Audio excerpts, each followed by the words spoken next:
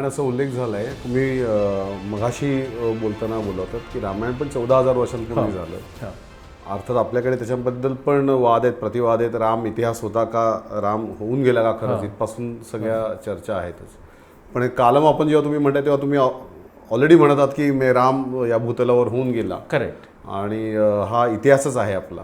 ह्याचं सिद्धता तुम्ही कशी काय? तुम्हाला मी कालनिर्णयावर मी येतो, पण त्याच्या आधी एक सांगतो की खरोखर होऊन गेला का. आता ह्याच्यात बघा कशी आपलं जे शिक्षण आपल्याला दिलं जातं, म्हणजे ब्रेन वॉशिंग केलं जातं, याचा फार मोठा भाग असतो. उदाहरणार्थ मी तुम्हाला 6-7 व्यक्ती सांगतो. ओके. सॉक्रेटिस नाव ऐकलेलं आहे, ॲरिस्टॉटल नाव ऐकलेलं आहे, प्लेटो नाव ऐकलेलं आहे, युक्लिड नाव ऐकलेलं आहे, जीसस नाव ऐकलेलं आहे, अलेक्झांडर नाव ऐकलेलं आहे, कृष्ण नाव ऐकलं आहे, राम नाव ऐकलं आहे. 7 लोकं मी घेतली. ह्या 7 लोकांमध्ये कृष्ण आणि राम आपण बाजूला ठेवू, कारण त्यांच्याबद्दल आपण चर्चा चालली आहे. हे जे उरलेले 5 लोक आहेत त्यांच्याबद्दल तुम्हाला असं काय वाटतं की ही लोकं खरोखर होऊन गेली का? होऊन गेली असं वाटतं. मग पुरावा काय, असा माझा प्रश्न आहे तुम्हाला. त्यांचे काही लिखित पुरावे? लिखित पुरावे तर रामायण महाभारत पण आहे आपल्या कृष्णरामाचे. पण सांगायचा मुद्दा असा, जर तुम्ही ह्या आता जी 5 लोकं सांगितली त्यांच्याबद्दलचं तुम्ही आर्किओलॉजी म्हणजे डर्ट आर्किओलॉजीचा पुरावा शोधायला गेलात तर तो सगळ्यांचा 5ही लोकांबद्दलचा मिळून जो पुरावा आहे तो एवढा आहे, 0. कोणताही आर्किओलॉजी पुरावा नाही. No ifs no buts. ह्याचा अर्थ मला हे नाही म्हणायचं आहे की ते होऊन नाही गेले, पण त्यांचा जो उद्देश होतो तेव्हा आपणही किंवा कोणीच विचारत नाही की बाबा ह्यांचा आर्किओलॉजी पुरावा काय आहे. पण राम आणि कृष्णाला की आर्किओलॉजी पुरावा कुठं आहे. अर्थात मला ते आवडतं कारण इतका पुरावा आहे राम आणि कृष्ण, तो आर्किओलॉजी पुरावा आहेच. पण रामायणाचा काळसुद्धा आपल्याला खगोलशास्त्रानंच काढता येतो, कारण ॲस्ट्रॉनॉमी इज टाईम. आणि हे निमित्त त्याला म्हणतात, निमित्त म्हणतात, ॲनॉलॉजीज म्हणतात, उपमान म्हणतात, किंवा कधी एम्बेलिशमेंट आपण अलंकार म्हणतो ना काव्यामध्ये. तर हे सगळे जे पुरावे आहेत ना हे अलंकाराच्या रूपानं, अनुमानाच्या, उपमानाच्या रूपानं किंवा निमित्त असे ते आत त्याच्यामध्ये टाकलेले आहेत. तर निमित्त ह्याचा एक चुकीचा अर्थ कधी कधी लावला जातो. बरेच महाभारत आणि रामायण संशोधक लावतात. ते म्हणतात निमित्त म्हणजे बॅड ओमेन. हा त्याचा एक अर्थ होऊ शकतो का? होऊ शकतो. खरा ओमेन असा अर्थ होतो. निमित्तानंतर सुद्धा ते भयावह असं म्हटलेलं असतं, म्हणजे बॅड ओमेन. आणि कधी शुभ निमित्त असं पण म्हटलेलं असतं, म्हणजे निमित्त म्हणजे बॅड ओमेन नव्हे, पण त्याचा चुकीचा अर्थ लावला जातो. त्याचा खरा अर्थ काय हे ज्ञानेश्वरांनी ज्ञानेश्वरीत सांगितलेलं आहे. तुम्ही जर 18व्या अध्यायात गेलात तर मुद्दाम 18वा अध्याय आणि 85-90ची वर्सेस बघा की नित्यचं निमित्त कसं होतं. घड्याळ तर नेहमीच चाललं आहे, आपण घड्याळकडे नेहमी बघत नसतो. पण कोणतरी पाहुणे येणार तर आपण म्हणतो अरे घड्याळ बघून ये रे. आणि लहान मुलं असेल तर आपण आपल्याला आठवत असेल तर सांगतात, त्याला सांगता येत नाही. मग म्हणतो मोठा कडा कुठे आणि छोटा कडा कुठे सांग. तो म्हणतो मोठा कडा 1च्या जवळ आणि छोटा कडा 7च्या जवळ. मग आपण त्याचा अर्थ लावतो. म्हणजे जेव्हा गरज असते तेव्हा त्याचा आपण वापर करतो. तसं ॲस्ट्रॉनॉमीमध्ये सगळं चालू आहे, सगळे फिरत आहेत, पण जेव्हा गरज असते एखाद्या विशेष घटनाचं आपल्याला लिहायचं आहे तेव्हा त्याचा आपण वापर करतो. तशा अर्थानं निमित्त हा शब्द रामायणामध्ये वापरलेला आहे आणि महाभारतात वापरलेला आहे. त्याचा बॅड ओमेन, अपशकून असा काडीचा अर्थ नाही. आता ते तुम्हाला मी थोडक्यात समरी करतो, कारण मी अगदी सहजपणे सांगू शकतो जसं आपण महाभारताचं वर्णन केलं तसंच रामायणाचं, फक्त पुरावे बदलतात. जसं आपण अरुंधती आणि भीष्मनिर्वाण बघितलं तसंच आता आपल्याला समजेल म्हणून सांगतो की आत्ता आपण जेव्हा रामनवमी साजरी करणार, चैत्र शुक्ल नवमी, आत्ता आपल्याला कधी एप्रिलमध्ये येणार आहे ना, एप्रिलची काहीतरी तारीख आहे, 17 तारखेला वगैरे येणार आहे. आत्ता एप्रिलची 17 तारीख म्हणजे ऋतू कोणता, तर वसंत ऋतूचा दुसरा भाग. 21 मार्च हा वसंत ऋतूचा मध्य, त्याच्या 1 महिना आधी 1 महिना नंतर तर वसंत ऋतूच्या दुसऱ्या भागात आलं ते. आणि प्रश्न असा की आत्ता तो वसंत ऋतू आहे, चैत्र महिना वसंत ऋतूत येतो. रामायणाच्या वेळी काय परिस्थिती होती? बऱ्याच लोकांना, अनेक लोकांना संस्कृत प्रचंड येतं, पण ॲस्ट्रॉनॉमीचा, खगोलशास्त्राचा काडीचा गंध नाही. असे तुम्हाला माहीत आहेत का? म्हणजे असे अनेक लोक आहेत, पण मी नावं मुद्दाम घेतो कारण ते मला क्रिटिक करतात म्हणून, आणि त्यांचं ओपन ह्याच्यावर आहे, त्यामुळे नाव घ्यायला हरकत नाही. तसंही मी नाव घेतो. नित्यानंद मिश्र म्हणून नाव ऐकलं आहे का? म्हणजे संस्कृतचे उत्तम, त्यांना ग्रामर येतं वगैरे, पण त्यांना खगोलशास्त्र न कळल्यामुळे सावळा गोंधळ झालेला आहे. आणि त्यांच्याबरोबर ते आणखी एक डॉक्टर राजाराम मोहन रॉय म्हणून आहेत, म्हणजे ते दुसऱ्या राजाराम मोहन रॉयशी संबंध नाही, पण तेच नाव. ते अमेरिकेत असतात, कॅनडामध्ये असतात. ते त्यांचं म्हणणं असं की हे ऋतू कधी बदलतच नाहीत, म्हणजे महिने आणि ऋतू बदलत नाहीत, म्हणजे त्यांना खगोलशास्त्र काडीचं कळत नाही, हा त्याचा अर्थ आहे. त्याचं साधं उदाहरण सांगतो. जेव्हा गदिमानी जेव्हा ते राम जन्माची वेळ केली तर ते काय म्हणतात बघा, चैत्र मास त्यात शुद्ध नवमी ही तिथी, गंधयुक्त तरीही वात उष्म हे किती. आता हे का म्हणतात ते? कारण त्यांच्या गावाला माडगुळला प्रचंड उष्ण असतं तिकडे ह्याच्यामध्ये किंवा कुठेही भारतामध्ये एप्रिलमध्ये उष्ण असतं. ते आत्ताचं वर्णन लिहित आहेत.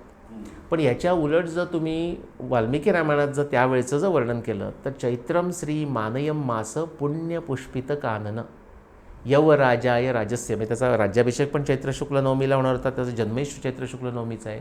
त्यावेळची जी वर्णन अशी आहे की आकाशामध्ये काळे ढग झालेले आहेत, मोर काकारव करतायत आणि अत्यंत सगळी वनं जी आहेत ती पूर्ण म्हणजे पुष्पांनी भरलेली आहेत. आता हे आपल्याकडे जर कोकणातलं वर्णन मी घेतलं, मी कोकणात वाढलो, तर श्रावण महिन्याचं वर्णन येते.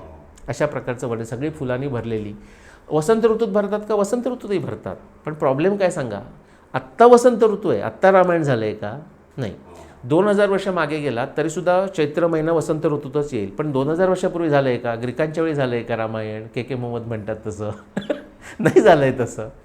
मग तुम्हाला जर मागे ॲस्ट्रॉनॉमीचा अभ्यास करून जायचं असेल, खगोलशास्त्र 101 म्हणूया आपण त्याला, तर तुम्हाला मागे जाताना काय होतं की त्याच्या आधी चैत्र महिना हा मागे मागे सरकत जातो, म्हणजे मागे जातो आपण तसं.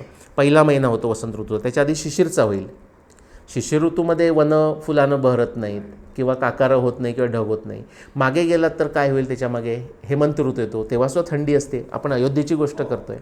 मग त्याच्यामागे जर शरद ऋतूत गेला तर पहिला आपल्याला चान्स येतो की जिथे वनं भरलेली आहेत आणि वातावरण ठीक आहे असं आणि मोर नाचत आहेत असं होऊ शकेल. हे टेंटेटिव्ह झालं. आता आपल्याला टेंटेटिव्हचा विचार करायची गरज नाही, फक्त मी तुम्हाला शक्यता दाखवली. आता मी तुम्हाला 3-4 रेफरन्सेस सांगतो. हेच रेफरन्सेस इतके सॉलिड आहेत की त्याच्यानंतर कुठचा संशयच राहता कामा नये. जेव्हा नाशिकला म्हणजे पंचवटीमध्ये राम लक्ष्मण सीता होते तेव्हा हेमंत ऋतू आला असं वर्णन आहे. अरण्यकांडातला 12वा चॅप्टर, 12वा सर्ग काय म्हणतात ते. आणि लक्ष्मण पूर्ण 24 तासातला हेमंत ऋतूतला दिवस कसा असतो पंचवटीमध्ये याचं वर्णन करतो आहे रामाला.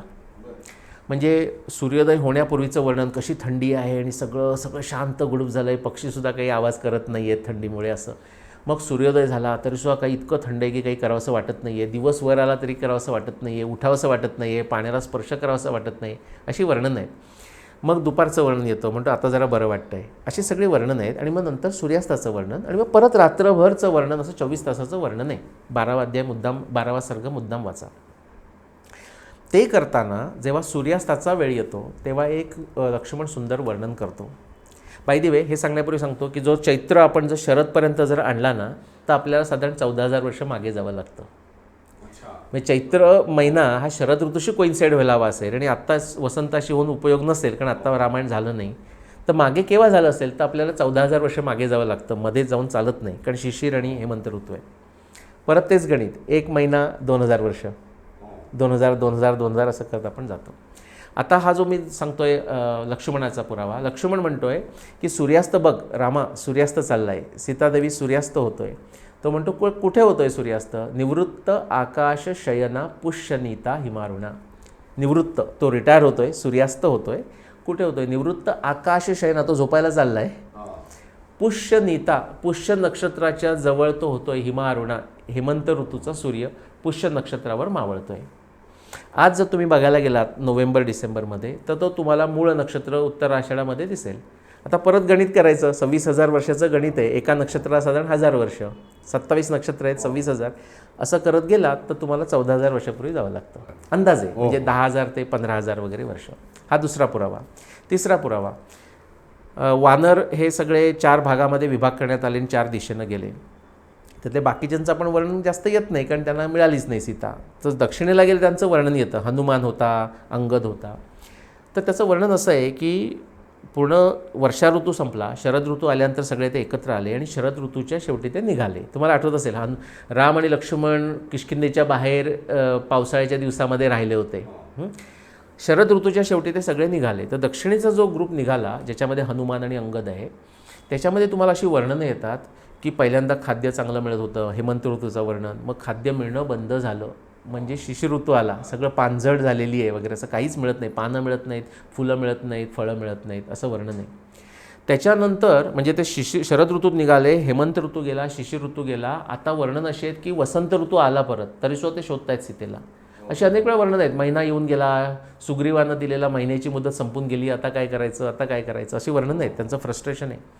मग तेव्हा जे ते वसंत ऋतू आला आहे तेव्हा अंगद दगडावर जाऊन बसतो, म्हणतो मी आता काही परत जात नाही, सीता पण मिळाली नाही आहे आणि परत जाण्याचा अर्थ नाही, सुग्रीव मला मारेल, मी इथेच उपवास करून प्राणत्याग करणार. त्या फ्रस्ट्रेशनमध्ये तो असं म्हणतो की बघा, हा वसंत ऋतू आता आला, हा अश्विनाचा महिना आला आहे, तोही निघून चालला, आपल्याला अजून सीता मिळाली नाही, काय करणार. तो म्हणतो वयम अश्वायुजे मासी, अश्वायुजे अश्विन, वयम अश्वायुजे मासी कालसंख्या व्यवस्थिता प्रस्थिता सोपी चातित किमत कार्यमुत्तरम. हा वसंत ऋतू आहे, त्याच्या सगळी वर्णन आहे, त्याच्यातला हा अश्विन महिनासुद्धा चालला, तो सुद्धा निघून गेला कालसंख्येप्रमाणे आणि अजूनही सीता मिळाली नाही. आता आपलं जे लक्ष आहे ते आपण कसं काय साधणार. आता लक्षात घ्या, चैत्र शरदामध्ये, अश्विन वसंतामध्ये आणि पुष्य नक्षत्रावर हेमंत ऋतूचा सूर्य मावळतो आहे. हे सगळ्याचं केलं तर 14,000 ± 2,000 वर्ष. शेवटचा पुरावा किंवा शेवटचे 2 पुरावे. आत्ता आपण सांगितलं उत्तर ध्रुव आपल्याला बघायचं आहे, ध्रुव तारा, तर 19 डिग्री करायचं आणि हाय हिटलर म्हणायचं, बरोबर. आत्ता आपला जो ध्रुवतारा आहे त्याला आपण पोलारिस म्हणतो मॉडर्न ॲस्ट्रॉनॉमीमध्ये, पण तोच नेहमी ध्रुवतारा नसतो, कारण पृथ्वीचा अक्ष जे संपात चलन आहे तो पृथ्वीचा अक्षाचा पॉईंट करतो आहे. जिथे अक्ष जातो तिथे जर तारा असेल त्याला आपण ध्रुवतारा म्हणतो. पण हा जो पृथ्वीचा अक्ष आहे ना, तोच संपात चलन म्हणजे तोच असा एक 26,000 वर्ष काळ लागणारं वर्तुळ करतो आकाशामध्ये. तो तेव्हा जो पृथ्वीचा अक्ष समजा इथे असतो तेव्हा इथे जो जवळ तारा असेल त्याला आपण ध्रुवतारा म्हणतो. असं सर्कल करताना आत्ता जो पोलारिस आहे त्याच्या बरोबर ऑपोजिट जे सर्कलमधला जो व्यासाचा ऑपोजिट जो म्हणाल तो तारा म्हणजे ब्रह्मराशी, म्हणजे अभिजित, म्हणजे वेगा आहे. आणि जेव्हा लक्ष्मण राम हे किष्किंधेपासून निघतायत लंकेकडे तेव्हा तो वर्णन जे करतो आहे त्याच्यामध्ये तो त्यावेळच्या ध्रुवताऱ्याचं वर्णन करतो. तो पोलारिस आहे असं म्हणत नाही, तो म्हणतो ब्रह्मराशीर विशुद्धश्च शुद्धाश्च परमर्षया अर्चिष्मंत प्रकाशंते ध्रुवम सर्वे प्रदक्षिणम. ब्रह्मराशी हा ब्राईट ध्रुवतारा, त्याच्याभोवती सप्तर्षी फिरतायत. तर आत्ता आपल्याला पोलारिस आहे, ब्रह्मराशीत हा ध्रुवतारा केव्हा होता हे काढण्याकरता आपल्याला कॅल्क्युलेटरची गरज नाही. 26,000 वर्षाच्या बरोबर हाफवे म्हणजे 13,000 वर्ष मागे जायचं त्या काळामध्ये, 12,000 BC. त्याचवेळी अशी परिस्थिती येते की जेव्हा उत्तरेला ध्रुवतारा हा ब्रह्मराशी ध्रुवतारा होतो, त्याचवेळी दक्षिणेला जो अगस्त्य तारा आपण म्हणतो कॅनोपस, तोही ध्रुवतारा होतो. हे नेहमी होतं, प्रत्येक 26,000 वर्षांनी एकदा होतं. त्याचं वर्णनसुद्धा रामायणामध्ये येतं. साऊथ पार्टीला सांगितलेलं आहे की तुम्हाला पुढे कुठे जायचं, मग कावेरी क्रॉस करा, गोदावरी क्रॉस करा वगैरे वगैरे वर्णन येतात. आणि मग असं वर्णन येतं की त्याच्यानंतर तुम्ही भारताच्या म्हणजे लँडच्या पश्चिम टोकाला दक्षिण टोकाला गेल्यानंतर तिथे महेंद्र पर्वत आहे, त्याच्यावर चढलात तर तुम्हाला अगस्त्याचा तारा दिसेल. आत्ता अगस्त्याचा तारा दिल्लीतून पण दिसतो जर आकाश स्वच्छ असेल तर. मग तो कन्याकुमारीपर्यंत जायचं आणि मग महेंद्र पर्वतावर चढायची काय गरज आहे, कारण त्यावेळी तो ध्रुवतारा झाला होता, त्यामुळे तो इकडून भारतातून कुठूनच दिसत नव्हता. म्हणजे हा पुरावा आहे. हे सगळे पुरावे तुम्हाला 12,000 BCच्या आसपास घेऊन जातात. मग आता परत मगासारखं जसं ग्रहतारा स्थिती करून ते 5,561 आलं, हे तसं वर्ष काढायला मला 6 महिने लागले, कारण मला दुसरा इतके पुरावे होते काही मिळेना. त्यातला एक पुरावा आहे की त्याचवेळी जेव्हा ते निघतात किष्किंधेवरून तेव्हा एक धूमकेतू हा मूळ नक्षत्राला त्रास देतो आहे असं वर्णन आहे. मी माझ्या 6 वर्षाच्या मुलीला बसवलं कम्प्युटरवर.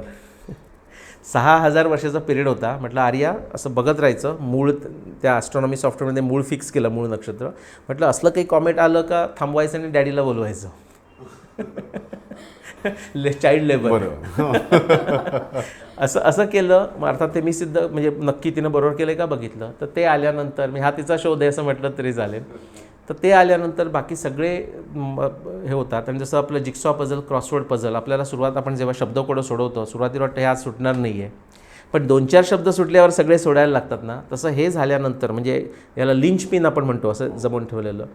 हे 12,209चा तो धूमकेतू मूळ नक्षत्राचा झाल्यानंतर उरलेले जे 400-500 पुरावे होते ते सगळे असे असे येऊन असे बसले, अगदी उत्तराकांडासहित.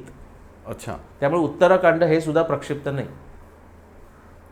उत्तराखंडात सुद्धा ॲस्ट्रॉनॉमी पुरावे आहेत आणि ते पण बरोबर 12,209 किंवा 13 मिलेनियम BCला बसतात. त्यातली वर्णनं अदरवाईज पटत नाही. मी आत्ता कोणतरी लिहिलं, गुप्त काळामध्ये लिहिलं वगैरे, हा सगळा आचरटपणा आहे. त्यातली जी वर्णनं आहे ती तंतोतंत 13 मिलेनियम BCलाच फिट होतात.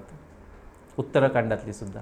सर तुम्ही आता एवढं सगळं सांगत आहात, ते हजारो वर्ष कसं जतन केलं गेलं आणि संभाव्य इंटरपोलेशनबद्दल आपलं काय म्हणणं आहे? हां, हजारो वर्ष कसं जतन केलं ह्याच्याकडे याच्यावर माझं उत्तर नाही.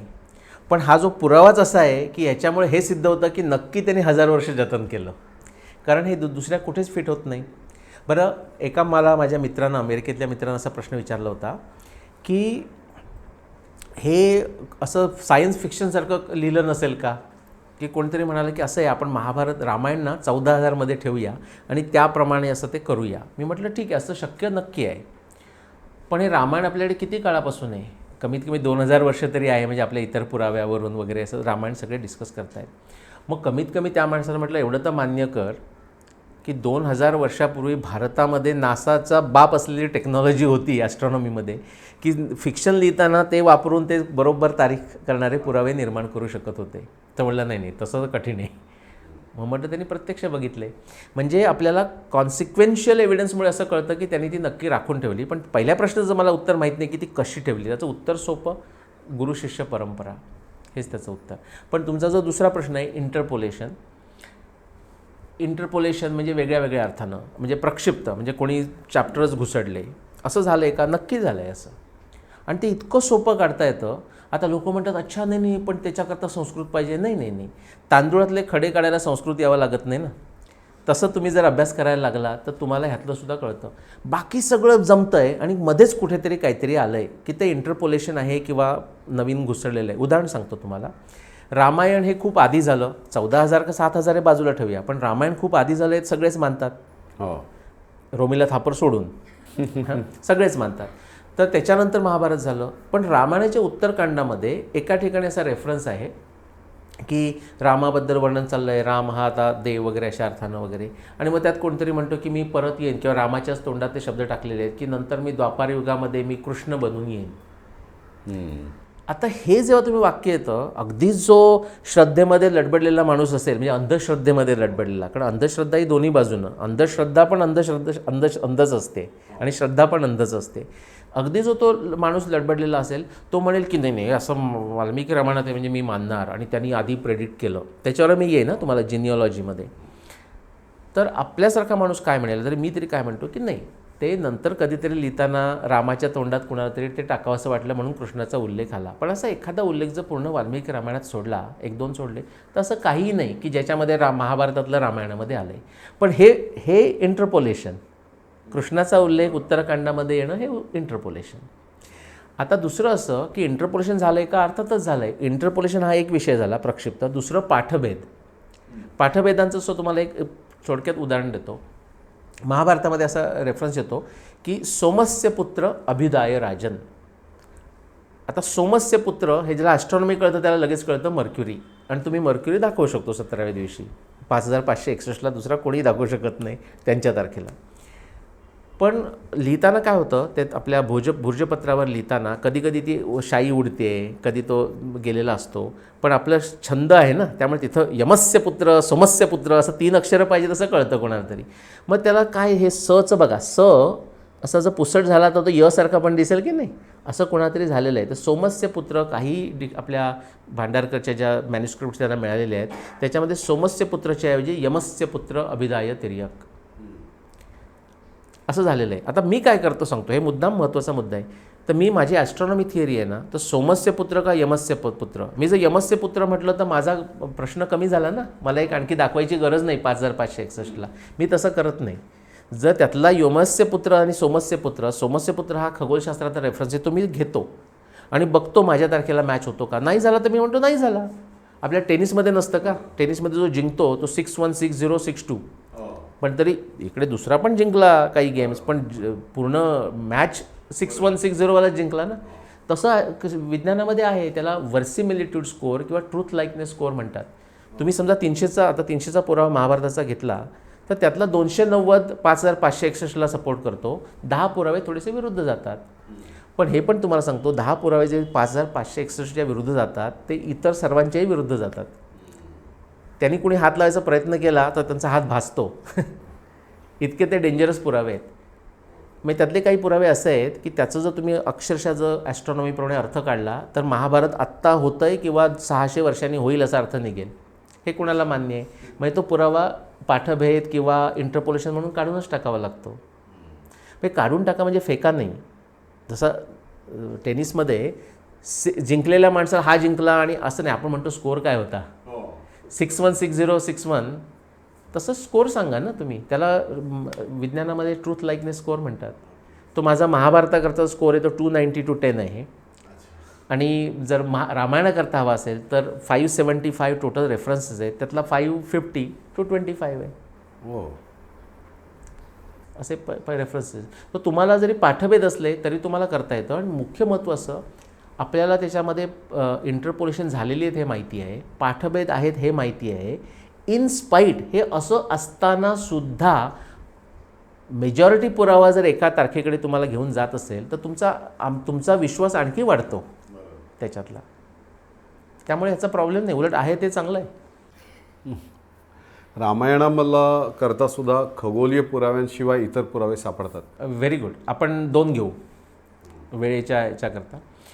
रामायणामध्ये जेव्हा हनुमान सुंदरकांड, हनुमान जेव्हा लंकेला शोधात जातो सीतेच्या, तेव्हा तो पहिल्यांदा रावणाचा पॅलेस बघतो आणि त्यानंतर पॅलेसच्या बाहेरची जागा बघतो. तिथे 2दा वर्णनं येतात. म्हणजे जर तुम्ही आपला सुंदरकांडामध्ये गेलात तर 4था सर्ग आणि नंतर 9वा सर्ग किंवा 8वा सर्ग, त्याच्यामध्ये अशी वर्णनं येतात की रामाचा पॅलेस, तिथे त्याच्यामध्ये त्याचे कोण प्राणी होते त्याच्यामध्ये एकदा वर्णन येतं आणि पुष्पक विमानाचं संरक्षण करण्याकरता संरक्षक होते आणि हत्ती पण तिथे संरक्षक म्हणून ठेवलेले होते. त्यांची वर्णनं येताना असं वर्णन आहे की तिथे कोणते हत्ती होते की ज्यांना 2 सुळे आहेत, 3 सुळे आहेत आणि 4 सुळे आहेत, टस्क. आता 2 सुळ्यांचे हत्ती आपण सगळ्यांनी बघितलेले आहेत झूमध्ये, 4 सुळ्यांचे बघितले आहेत नाही. 4 सुळ्यांचे हत्ती, तर जेव्हा हे असं बघितलं, जेव्हा पूर्वीच्या लोकांनी वाचलं ते म्हणे हे 4 सुळ्यांचं काही लिहितात हो, रामायण महाभारतले काही लिहितात.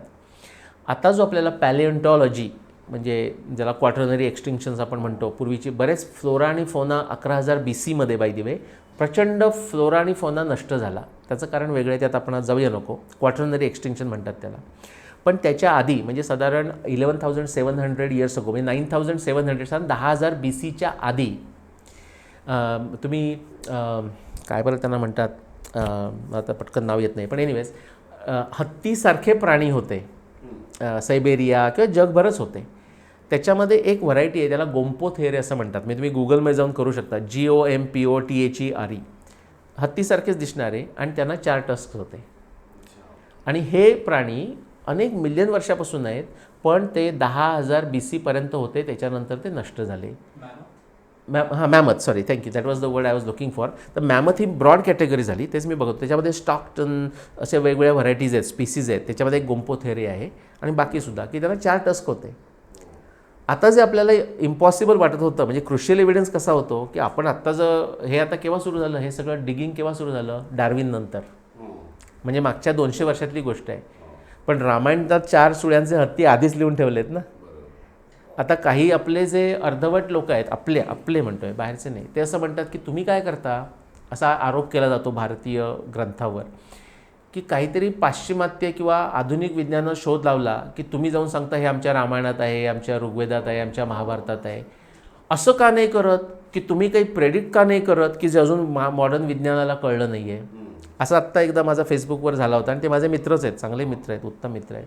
मी त्यांना म्हटलं मी प्रेडिक्शन केलेत ना, म्हणजे मी नाही केली, सूर्य सिद्धांतामध्ये प्रेडिक्शन आहेत की म्हणजे शनीचा जो काय म्हणूया आपण ऑर्बिट आहे ते इक्लिप्टिक म्हणजे क्रांतिवृत्ताशी कसं बदलतं, तर किती दिलं आहे माहिती आहे का वर्णन, म्हणजे आपलं अक्षरशः मती गुंग करणारे. 1 डिग्री 360 1 डिग्री मूव्ह व्हायला 3 लाख वर्षे लागतात असं सूर्य सिद्धांतामध्ये वर्णन आहे. त्यांचे जे रिलेटिव्ह वर्णन आहेत सगळ्या ग्रहांच्या त्या कक्षा बदलण्याच्या, ते मॅच होतात आजच्या आधुनिक विज्ञानाबरोबर.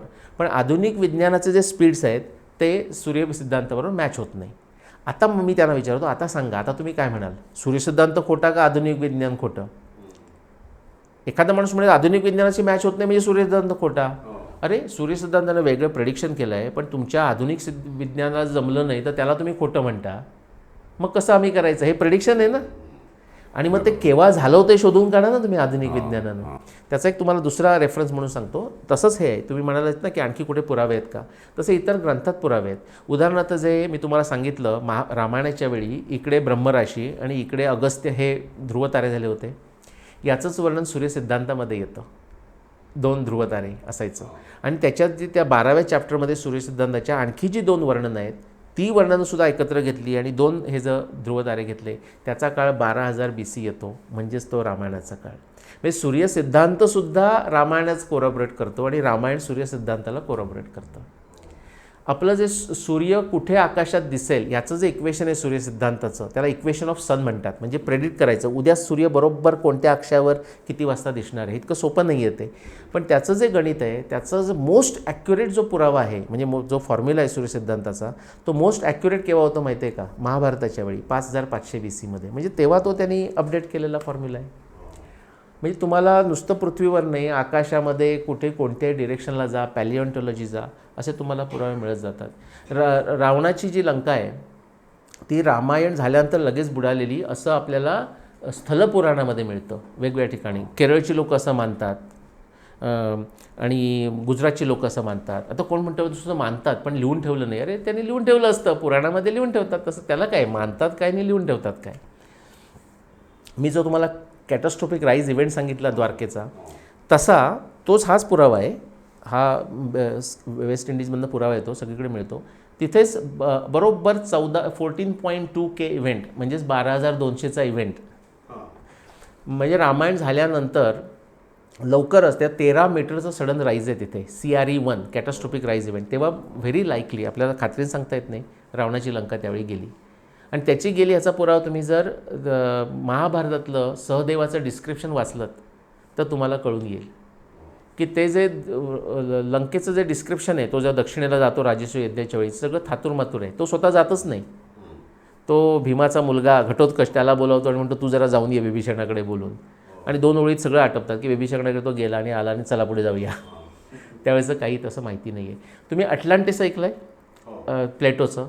आता प्लेटो हा 500 BCचा आणि प्लेटोनं असं लिहिलं आहे अटलांटिस हे 9,000 वर्षापूर्वी गेलं, असं तुम्ही जर ऐकलं असतं तर. हे जो मी तुम्हाला आत्ता जो ग्राफ सांगतो आहे हा पॉल ब्लँचॉन 1995चा पेपर आहे. त्याच्यामध्ये हा द्वारकेचा सांगितला तुम्हाला, श्रीलंकेचा म्हणजे श्रीलंका नाही, सॉरी फॉरगिव्ह मी, रावणच लंका, तो एक वेगळा विषय आहे, त्यात जात नाही. रावणाच्या लंकेत सांगितला बरोबर 11.5K म्हणजे 9,005K म्हणजे BC, म्हणजेच 9,000 वर्षापूर्वी प्लेटोच्या. CRE2 आहे, कॅटॅस्ट्रॉफिक राईज इव्हेंट 1, 2 आणि 3. म्हणजे प्लेटोचं जे म्हणणं आहे ते सुद्धा खरं असावं असा पुरावा 1995मध्ये आलेला आहे.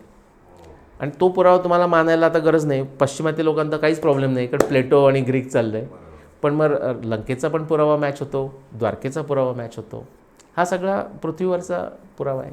1-2 मला मुद्दे की रामायणाचा खरं होता नव्हता याचा प्रतिवाद जेव्हा केला जातो तेव्हा प्रामुख्याने वानरांची भूमिका त्याच्यामध्ये, मग ती जमात होती का खरोखर माकडं होती, प्राणी होते याच्यावरून, आणि मग त्यांचा फोर्स कसा वापरला गेला हा एक प्रमुख. म्हणजे रामायणाचं युद्धच त्याच्यावरून खरं तर रामाचं रावणाशी झालेलं युद्ध आहे त्याच्यावरून क्वेश्चन मार्कमध्ये येतं. बरोबर. पण काय प्रश्न म्हणजे रामायणावरची शंका, हे खरोखर महाकाव्यच असावं असं लोकांना वाटतं. तेव्हा त्यांना असं वाटतं की वानर कसे काय आपल्याबरोबर लढायला उतरले. आणि त्याला दुसरा प्रश्न तुम्ही आता मगाशी उल्लेख केलात की सगळे वानरांना वेगवेगळ्या भौगोलिक प्रदेशांमध्ये पाठवलं गेलं, तिकडे सीतेचा शोध. आता त्यावेळेला भारताचा एक्सटेंट काय होता आणि मग ते किती ठिकाणी गेले असतील आणि त्याला किती काळ लागला असा त्यावेळेच्या तंत्रज्ञानाप्रमाणे. बरोबर. दोन्ही प्रश्न उत्तम आहेत. त्यातलं पहिल्या प्रश्नाचं उत्तर सांगतो की जी लोक रामायणामध्ये म्हणजे अर्थात ठीक आहे आपण आपले प्रवचनकार वगैरे वानर वगैरे सगळं म्हणतात, किंवा रामाबद्दल दाखवताना लगेच वानरावर पण फोटो असतो, अयोध्या असू दे वानर येऊन पण रामकथा ऐकत बसला वगैरे असं दाखवतात आणि त्याच्यामुळे ती भावना जास्त रूढ होते.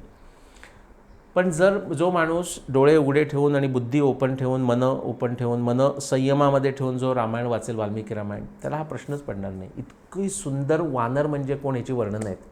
माझाच दुसरा मित्र आहे, आपला अभिमान वाटावा असा महाराष्ट्रीयनच माणूस आहे, यशदीप देवधर म्हणून, IITN आहे, मुंबई IITN इलेक्ट्रिकल इंजिनियर. आता बेंगलोरमध्ये असतो, तोही असं माझ्यासारखं असं म्हणजे माझ्यासारखंच बरंचसं सगळं सोडून हेच करतो आहे असं. त्याचं यूट्यूबवर 21 नोट्स तुम्ही कधी ऐकलं आहे का? 21 म्हणजे नंबर 21 आणि नोट्स. ते यशोधर देवधरचं आहे, त्याचा आवाज त्याचाच आहे. त्याने पूर्ण वाल्मिकी रामायण अत्यंत सुंदर स्वतःचे पैसे खर्च करून कसली अपेक्षा न करता यूट्यूबवर आणलेले आहेत, म्हणजे खंड आफ्टर खंड. त्याच्यात एक त्याचा एपिसोड आहे 7 मिनिटाचा, हू आर वानराज, आणि श्लोकासहित तो कोण वानर आहे सांगतो. इतका सुंदर एपिसोड आहे तो. आणि दुसरा हू आर राक्षसज असं पण आहे, राक्षस पण ह्युमन बिईंग्स, वानर पण ह्युमन बिईंग्स. हे सगळी पूर्ण वर्णन आहेत त्याच्यामध्ये. कसं होतं तसं सीख हा माणूस जाट असतो किंवा त्या भागातला असतो, पण फॅमिलीतला पहिला मुलगा सीख असं पूर्वी होतं हिंदू धर्माच्या संरक्षणाकरता. आता खलिस्तानचं सोडून द्या, पण असं करून. तसंच वानर हे सुद्धा कोण झाले, फॅमिलीतल्या माणसाला देत होते असं एका ध्येयानं प्रेरित झाल्यासारखं. राक्षस म्हणजे रक्षामिती राक्षसा, जे संरक्षण करतात ते राक्षस, पण पॉवर करप्ट्स आणि मग ॲब्सोल्यूट पॉवर करप्ट्स ॲब्सोल्युटली. तसं होऊ शकतं म्हणून ते उन्मत्त होऊ शकतात पॉवर झाली म्हणून. राक्षस म्हणजे ह्युमन बिईंग. रावण हा सुद्धा पूर्ण एकदम ऋषी कुळातला माणूस आहे असं आपल्याला माहितीच आहे. ही सगळी वर्णनं येतात. त्यात दुसरा प्रश्न तुमचा, आता हनुमानाला तर पॉलीग्लॉट होता, तो अनेक भाषा येत होत्या, ग्रामर येत होतं त्याला. तुम्हाला त्याचं वर्णन माहीत असेल, तो सीतेला जेव्हा बोलायला जाणार असतो तेव्हा तो आधी संस्कृतमध्ये बोलणार असतो, असं वर्णन आहे वाल्मिकी रामायणात. पण नंतर विचार करतो, आता बघा नीट ऐका, किती बारीक माहिती दिलेली आहे न सांगता. तो म्हणतो पण मी संस्कृतमध्ये बोललो तर कदाचित त्याला डाऊट येईल की रावण आलाय का काय वेगळं रूप घेऊन. म्हणजे काय सांगा, रावण संस्कृत पण बोलत होता.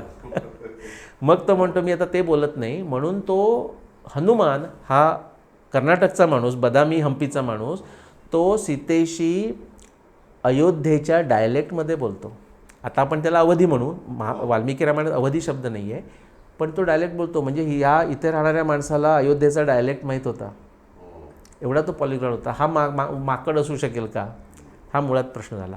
तुमचा पुढचा प्रश्न होता की त्यावेळी भारत म्हणजे काय माहीत होतं. त्याच्यावर माझे 2 टॉक्स आहेत, सुग्रीवाज ॲटलास म्हणून. जर तुम्ही किष्किंधा कांडामध्ये गेलात तर चॅप्टर 40 म्हणजे 40, 41, 42, 43, 44 हे चॅप्टर आहेत.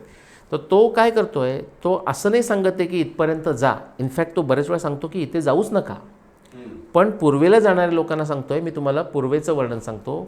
दक्षिणेला जाणाऱ्यांना तो आपण रोड ब्लॉक सांगतो, म्हणजे आता हल्ली सांगावं लागत नाही गुगलमुळे, पण पूर्वी आपण सांगायचो ना की मामाची मिसळ दुकान दिसलं का राईट टर्न घ्या, असं जसं आपण सांगतो तसं तो सगळं सांगतो आहे. पूर्वेचं वर्णन करतो आहे, दक्षिणेचं वर्णन करतो आहे, उत्तरेचं वर्णन करतो आहे, पश्चिमेचं वर्णन करतो आहे. त्याला ब्रॉड समरी करायला सांगतो. सुग्रीवाला काय काय माहिती आहे, तो प्रत्यक्षात तिथपर्यंत जा असं म्हणत नाही. सुग्रीव जे वर्णन करतो आहे ते त्याला दक्षिण अमेरिकेच्या अँडीजपासून ते युरोपातल्या आल्प्सपर्यंत तो भूभागाचं नाव सगळं वर्णन करतो पूर्ण डिटेलमध्ये. आत्तासुद्धा तुम्ही जिओग्राफीचा मॅप घेऊन ते 1:1 मॅच करू शकता. आणि उत्तरेच्या आर्टिक समुद्रापासून ते अंटार्क्टिकापर्यंत, अंटार्क्टिका इन्क्लुडेड, यमपुरी म्हणतो आहे तो त्याला. आणि आता पश्चिमात्य लोकांच्या दृष्टीनं 18व्या सेंचुरीमध्ये त्यांना अंटार्क्टिकाचा शोध लागला. पण तुम्ही 15 सेंचुरीमध्ये जर गेलात, पिरी रीस हा टर्किश ॲडमायरल होता, तर त्याच्याकडे जो मॅप्स आहेत, चार्ल्स हॅपगुडचं पुस्तक आहे त्याच्यामध्ये, आता ते पिरी रीसनं लिहिलं आहे 15 सेंचुरीमध्ये की हा मॅप मी वेगवेगळ्या जागेचे मॅप घेऊन बनवला. त्याच्यामध्ये तो अरेबियन मॅप घेतले म्हणतो, हिंदचा मॅप घेतले, हिंदच्या लोकांकडे असलेले मॅप घेतले असं म्हणतो. त्या पिरी रीसच्या मॅपमध्ये अंटार्क्टिका दाखवलेलं आहे 15 सेंचुरीमध्ये, की जे युरोपियनांना 18व्या सेंचुरीपर्यंत पत्ता नव्हता. सो हे सगळं वर्णन आहे. त्यातलं तुम्हाला 1-2 वर्णनं सांगतो की फार अंगावर रोमांच आणणारी वर्णन आहेत. तो पूर्वेला जाणाऱ्या ज्या पार्टीला सांगतो की कुठे कुठे जा, तो म्हणतो भारताची सगळ्या सुरुवात करताना तो भारताच्या मध्यपासून म्हणजे नर्मदा धरा असं तिथून तो सुरुवात करतो, मध्ये सेंट्रलपासून. म्हणतो इथे ते जाल, मग तुम्ही कलिंग, वंग असं जाल असं म्हणतो पूर्वे जाताना. मग रौप्य देश जाल म्हणजे आताचं थायलंड असं घ्या. त्यानंतर यवद्वीप जाल म्हणजे जावा, इंडोनेशिया. मग पुढे तुम्हाला वेगवेगळे लोक भेटतील, कर्ण इथपर्यंत पायापर्यंत आले तशी लोकं मिळतील. आत्तासं तुम्हाला दिसतात जर तुम्ही बघायला गेलात. पापा न्यू गिनी वगैरे कानपूल करतात, नंतर असे वेगवेगळे अपेंडेजेस लावतात म्हणजे वेगवेगळ्या जाती. त्यानंतर तुम्हाला क्षीरसागर लागेल म्हणजे पॅसिफिक ओशन. तो क्रॉस केल्यानंतर फार सुंदर आहे, हे 2 गोष्टी म्हणजे इतक्या सुंदर आहेत. तो म्हणतो तुम्हाला सहस्र मुखांचा, फण्यांचा अनंत दिसेल आणि तो असा हिमाच्छादित आहे, अँडीज. आणि त्याचा इनसिग्निया, त्याचा रिप्रेझेंटेशन म्हणून समोरच्या एका खडकावर असा त्याचा आपला ध्वज असतो ना, तसा ध्वज करून ठेवलेला आहे, तो तुम्हाला दिसेल. तिथे मंदेह नावाचे राक्षस दिसतील की जे दिवसा उलटे लोंबकळत असतात. म्हणजे तुम्हाला कळेल कोण राक्षस आहेत. बॅट्स, जगामध्ये सगळीकडे बॅट्स आहेत, व्हॅम्पायर बॅट्स फक्त दक्षिण अमेरिकेमध्ये आहेत. त्याचं तो वर्णन करतो. पण तो जो इनसिग्निया, अनंताचा इनसिग्निया, अनंताचे वेगवेगळे फणा असलेला म्हणजे तो अँडीज, त्याचा इनसिग्निया तो सांगतो की तुम्ही जसं जाल तर तुम्हाला तो दिसेल. तो कसा दिसेल त्याचं वर्णन सांगतो. नंतर तुम्ही मुद्दाम चेक करून बघा, गुगलमध्ये जाऊन कॅन्डलाब्रा ऑफ अँडीज असं टाईप करा. पेरूच्या पश्चिम किनाऱ्यावर दगडामध्ये हा कोरलेला असा इनग्रेव केलेला हे स्ट्रक्चर आहे. त्याचं वर्णन रामायण सांगतं आहे 14,000 वर्षापूर्वी.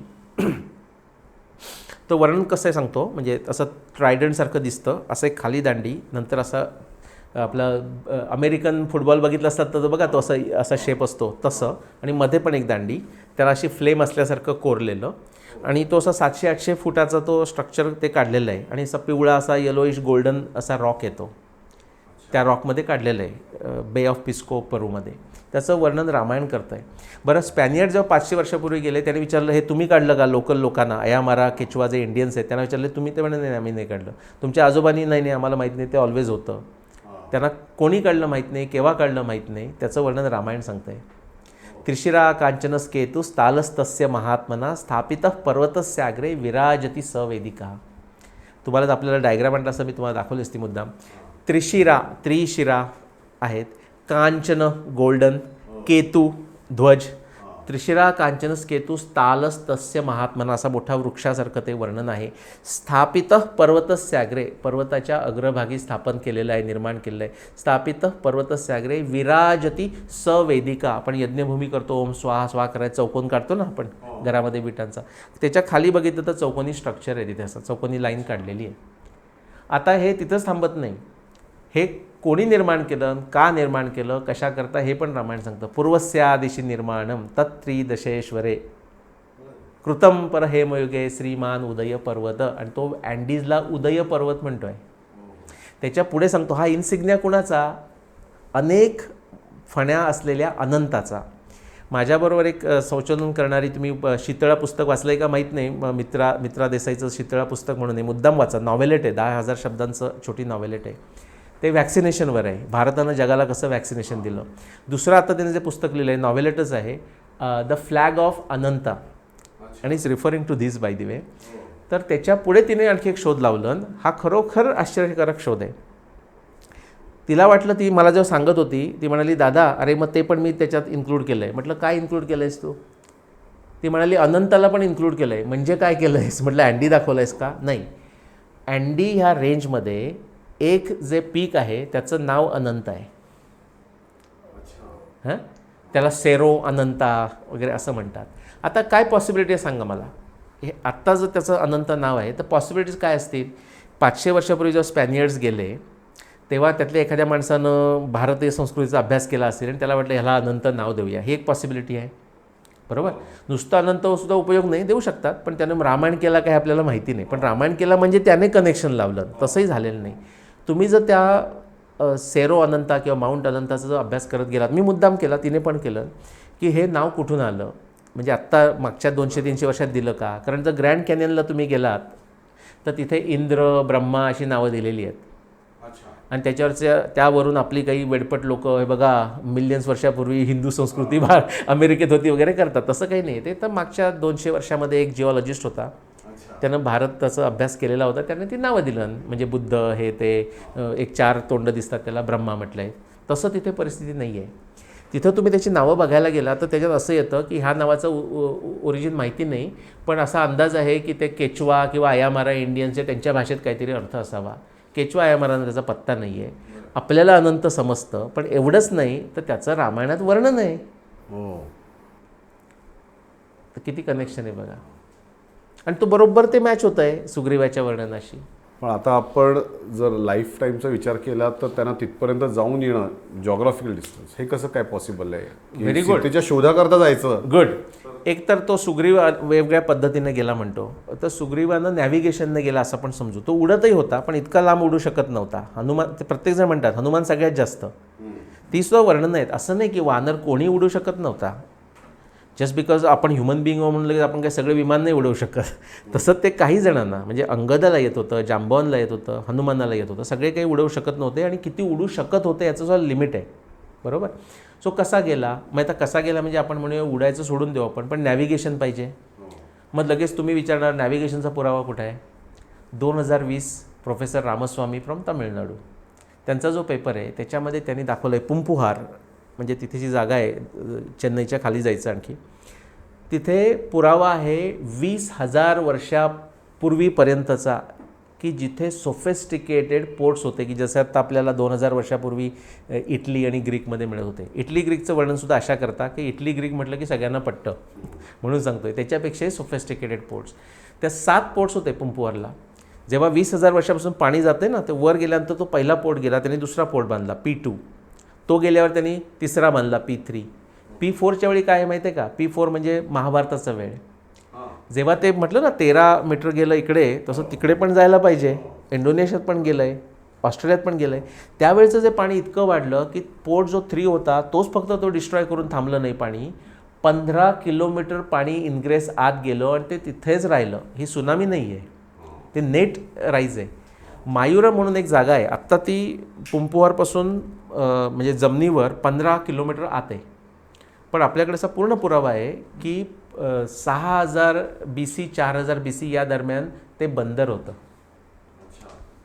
आणि आता ते परत पाणी मागे 15 किलोमीटर परत जाऊन आता पुंपुहार जिथे आहे तिथे गेलेलं आहे. म्हणजे सगळीकडून तुम्ही पुरावे आणलेत तरी ते तिथे पुरावे येतात. 20,000 वर्षाची आपल्याकडे नॅव्हिगेशन हिस्ट्री आहे. सो सुग्रीव का जाऊ, आणि सुग्रीवाला विचारा, तुम्ही जो प्रश्न विचारला तो रामानं पण विचारलं वाल्मिकी रामायणामध्ये. तो म्हणतो हे तुला सगळं कसं माहिती जगावरचं. तो म्हणतो की जेव्हा वालीनं मला काढून टाकलं त्यामुळे मी भयभीत होऊन जिकडे तिकडे दूर जात असे, तेव्हा मी 21 वेळा ट्रिप मारले आहेत अराउंड द वर्ल्ड. 21 वेळा गेलेला आहे. आणि अंटार्क्टिकाचं तो वर्णन करतो किंवा उत्तर समुद्राचं वर्णन करतो. उत्तर पयसाम निधी असं त्याचं वर्णन आहे, किंवा अंटार्क्टिकाचं यमपुरी आहे. पण तो म्हणतो की उत्तराकुरू, आपण मगाशी म्हटलं होतं त्याचं तो सुग्रीव वर्णन करतो. तो म्हणतो उत्तराकुरूचं वर्णन करतो, त्याच्या पुढचं वर्णन करतो, पण म्हणतो याच्या पुढे जाऊ नका, याच्या पुढे जाऊ नका. जाणंच कठीण आहे आणि गेलात तर परत येणं महाकर्म कठीण आहे. म्हणजे कारण का माहिती आहे का, 14,000 वर्षापूर्वी तुम्ही गेला तर तो सगळा एरिया बर्फाच्या खाली होता, जे आईस एज म्हणतो. आईस एजमधलं सुद्धा लोकांच्या चुकीच्या कल्पना आहेत. आईस एज म्हणजे जगभर नव्हतं. आपल्याकडे सुद्धा तापमान खाली गेली होती, पण आपल्याकडे मस्त एअर कंडिशन होतं आपल्याकडे 14,000 वर्षापूर्वी.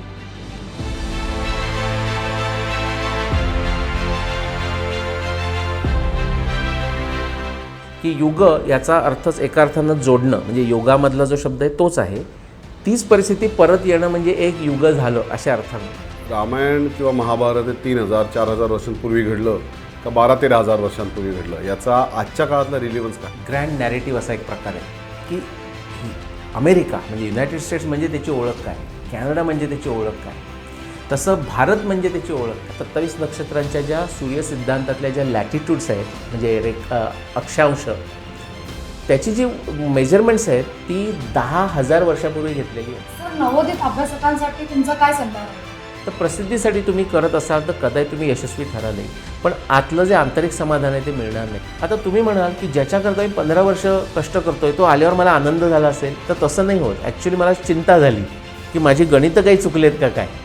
हा करण्यासारखा आनंद नसतो तो. म्हणजे ब्रह्मभूत प्रसन्नात्मा न शोचती न कांक्षती. म्हणजे मला असं वाटलं त्यावेळी की माझं असं विनोदानं म्हणतो आहे अवतार कार्य संपलं. म्हणजे पुढे लिहून ठेवायची सुद्धा गरज नाही असा एक माझ्या मनात विचार आला. म्हणजे मला पुढे जगायचं होतं, मला आनंद वाटतो. पण म्हटलं जर कधी मृत्यू यायला जर योग्य मोमेंट असेल तर ही मोमेंट आहे.